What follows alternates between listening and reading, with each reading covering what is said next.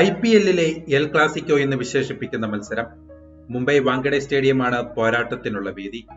രോഹിത് ശർമ്മയും മഹേന്ദ്ര സിംഗ് ധോണിയുമില്ലാതെയാണ് ഇത്തവണ എൽ ക്ലാസിക്കോയ്ക്ക് അരങ്ങൊരുങ്ങിയത്. പക്ഷേ മത്സരത്തെ ആവേശകരമാക്കിയത് രണ്ടു താരങ്ങളായിരുന്നു. ആദ്യത്തേത് മലയാളിയായ സഞ്ജു സാംസൺ. സീസണിലെ 2ാം സെഞ്ചുറി നേടിയ സഞ്ജു ചെന്നൈക്കായി മികച്ച സ്കോർ ഉയർത്തി.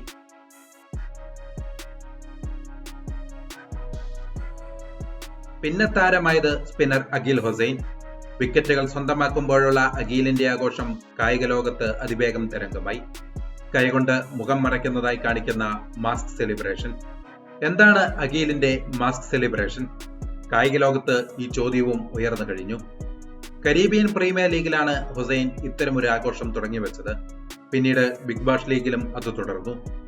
മത്സരശേഷമുള്ള അഭിമുഖങ്ങളിൽ തന്റെ ആഘോഷത്തിന്റെ പിന്നിലെ കാരണവും ഈ വെസ്റ്റ് ഇൻഡീസ് സ്പിന്നർ വ്യക്തമാക്കിയിട്ടുണ്ട്. കോമിക് ബുക്ക് ചരിത്രത്തിലെ ഏറ്റവും പ്രശസ്തനായ ഒരു സൂപ്പർ ഹീറോയാണ് ബാറ്റ്മാൻ. കുട്ടിക്കാലത്ത് ഇരുട്ടിനെയും വവ്വാലുകളെയും ഭയപ്പെട്ടിരുന്ന ബ്രൂസ് വെയ്ൻ എങ്ങനെ ബാറ്റ്മാനായി മാറിയെന്നത് മറ്റൊരു കഥ. അത് ഇവിടെ പറയുന്നില്ല.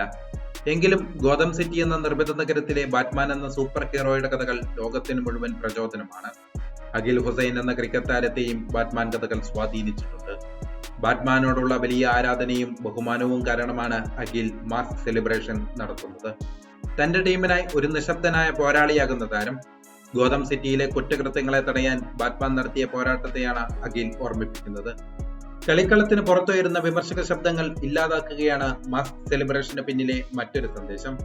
മത്സരത്തിൽ മുംബൈയുടെ 4 വിക്കറ്റുകൾ അഖിൽ സ്വന്തമാക്കി. ഗുജറാത്തിനെ അഹമ്മദാബാദിൽ 100 റൺസിന് പരാജയപ്പെടുത്തി നെറ്റ് റൺ റേറ്റ് ഉയർത്തിയതാണ് മുംബൈ. പക്ഷേ സ്വന്തം സ്റ്റേഡിയമായ വാങ്കഡയിൽ 103 റൺസിന് ചെന്നൈയോട് മുംബൈ പരാജയപ്പെട്ടു. മികച്ച നെറ്റ് റൺ റേറ്റോടെ ചെന്നൈ പോയിന്റ് ടേബിളിൽ 5ാം സ്ഥാനത്തേക്ക് ഉയരുകയും ചെയ്തു.